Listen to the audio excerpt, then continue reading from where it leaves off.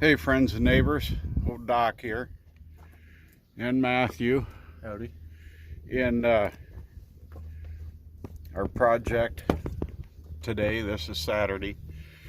We started a couple weeks ago, and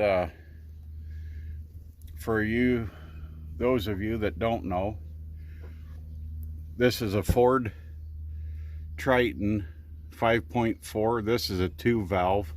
Fortunately, if you can say that. Matthew had an issue with it as far as running.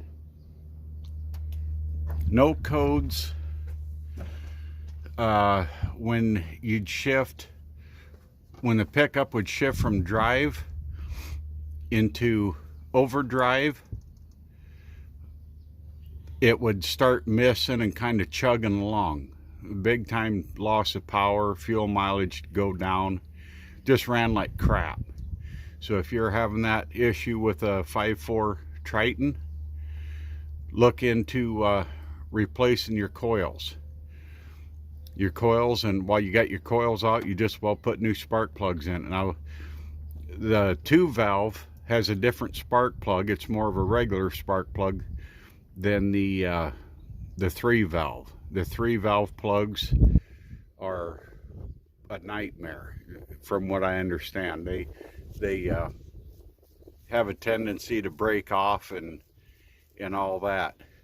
We did the driver's side a couple weeks ago. You have to take off your air cleaner, your power steering reservoir bracket, your vacuum lines, unplug a bunch of crap, and we ended up taking off the fuel rail on this side. But it's not a fun project. And before you start, you want to get out the book of swear words that has all the correct formulas and applications for those swear words. And make sure you have that on hand, because trust me, you're going to need that. So what we've already done so far, like I said, we did the other side a couple weeks ago, and apparently there was a bad coil, because Matthew said it runs a lot better, his fuel mileage is way up. But if you have one of these coils go bad, replace them all. They're around $100 off the internet, and yeah, just replace them all. And while you have the coil out, change spark plugs. I mean, you know, an extra $35-40, put new plugs back in it. Now on this side, I don't think we're going to have to remove the fuel rail. That's the chrome tube there. We did take this top cover off just to give us a little extra room. Matthew has the injector unplugged here, and he's already replaced the #1 coil. I got everything right in the road. Hopefully you can see it. He's already replaced the #1 coil. Now we're gonna start on the #2 coil right there. And the coil has all the videos I seen, get my head out so there's maybe not so much of a shadow. The gray plugs here are for your injectors, and but the coils have a little black plug with 2 wires. Maybe you can see that one back there. You can maybe just barely see the end of the plug. Everybody I've seen on YouTube and stuff, they said just squeeze it and it'll pop right off. Well, that's not the case. There's a little catch on the bottom of the connector, and you have to, what we did was on the ones that we could get a screwdriver, a little tiny screwdriver underneath, and kind of pry the bottom down, and then it slides off. Like I said, this one is the injector for the injector, so I just pointed at that one as a reference or whatever. But we'll show you. Oh, here's right here is what the plug looks like. And yeah, the best way to get that off, get a piece of wire or a small screwdriver, get up underneath there, and pry. When we get the next one off, I'll show you what I'm talking about, if I can get the wire to pull up far enough. But yeah, a piece of wire up under there, or a small screwdriver, wedge it up under there, get it away from that little catch tit, and then it'll slide right off. And Matthew's already got this one. Matthew's already got it loose. There's a 7mm bolt you pull out right. Let me see. You see it right there. I'll move my hand and it'll be in the shadow there. There's that 7mm bolt. Pull that out. It goes down into the, on this one. This one has the aluminum intake. Be careful when you put those in that you don't, because they are very easy to cross thread. Those 7mm, there you can see it. Get right at the tip of my shadow there. That's the only thing that holds your coil down. So we're gonna go ahead and pull this coil out, and then I'll bring you back. We got it out, folks. This side is a little bit different. Let's back up here. Here's the 7mm bolt that you have to take out, right? And on this side, the plug that slides over this, see your two little wires there, connectors? This plug that slides over that, clear on the back of the plug, there's a little tab. Take your index finger, you push that little tab up, you'll feel it come up, and then slide it off. But there, that is your coil.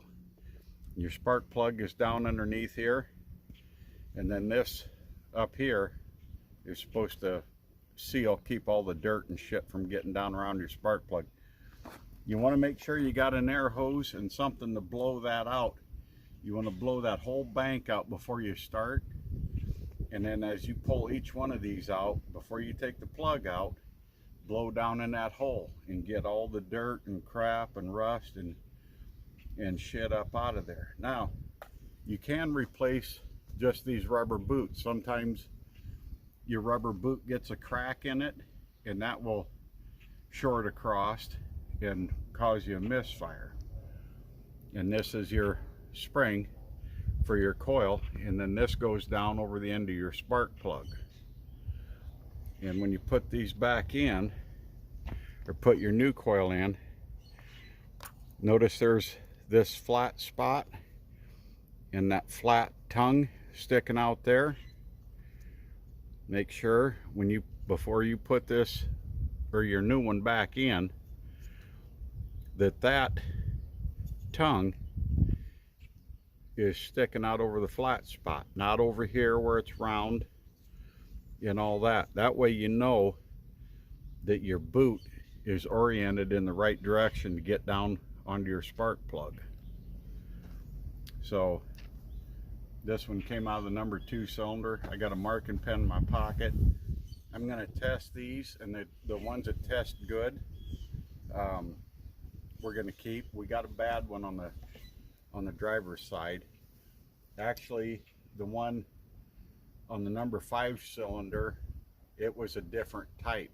It's not the same type as these. It was a yellow, like an Excel or something, but it's not an Excel, I don't believe. But it was different.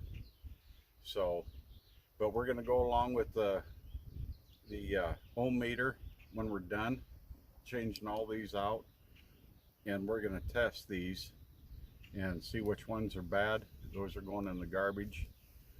The other ones are going in a box or something on the shelf, just in case, you know, whatever. They'll probably never be reused, but that's what's going to happen. So we're going to blow the hole out. Matthew, show them the hole down there.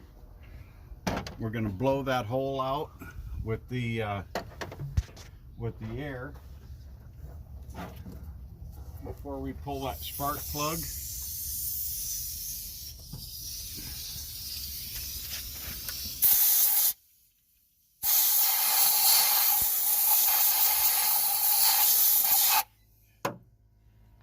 And now we'll pull the spark plug out, look down in there, make sure we didn't drop any shit down in there. If it looks like there's still dirt or rust or something, we'll blow it out with the plug out.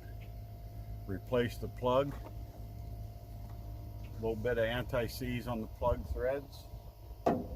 Screw her back in. Put the new coil on, and we'll show you that when we come back. Okay folks, we're down to the last one, and we skipped a whole lot. We got the back ones.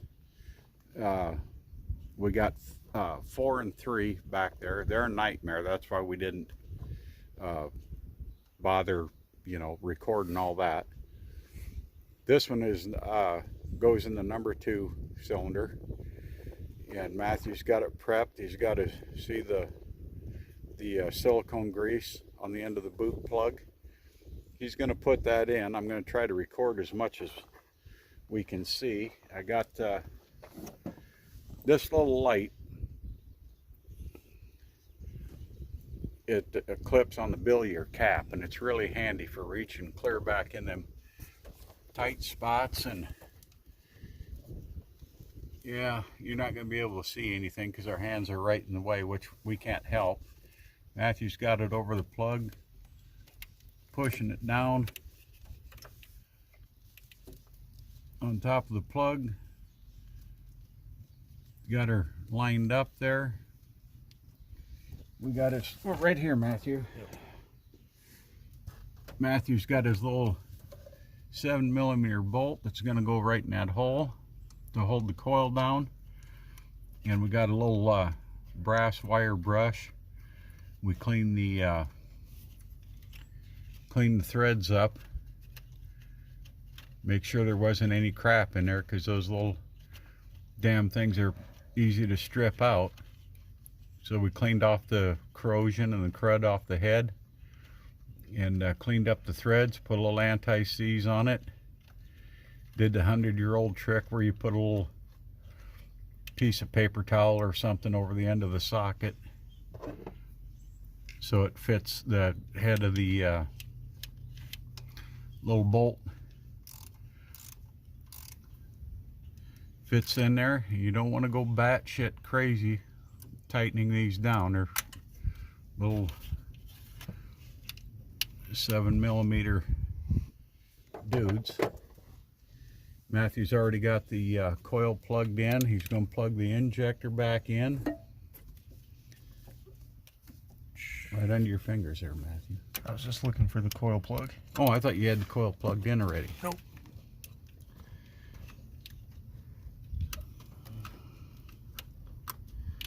Maybe.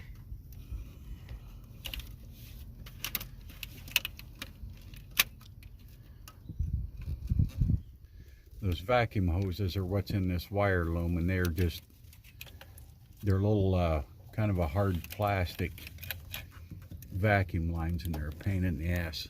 They're right in the road on this side.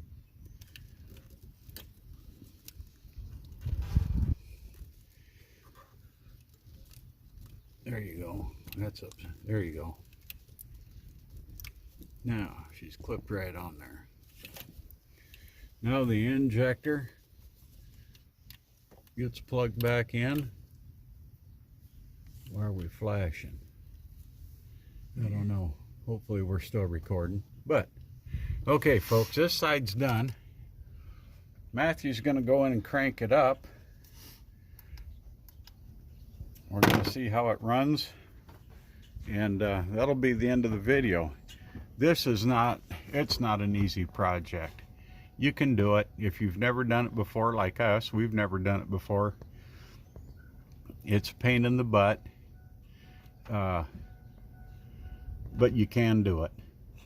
So go ahead and give her a crank, Matthew.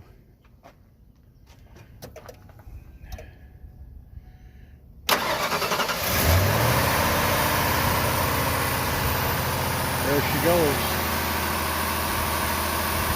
Now we do have a vacuum line off back there, but for a truck that's pretty close to 200,000 miles, especially for a 5.4 Triton, it runs pretty good. So with that, friends and neighbors, Matthew and I were going to thank you for joining us, and hopefully I don't have to cut too much out of this video to shorten it up. We didn't want it to be a long one. So Matthew says thanks for joining us. And yeah, it's a pain in the butt to do, but you can do it. Save yourself $300 or $400 from taking it to the shop, or take it to the shop. It's up to you. With that, we're going to cut her off here. Do something kind for a friend, a stranger, or a loved one. Whether it's saying please or thank you, or just holding the door open for them. So with that, happy trails, folks.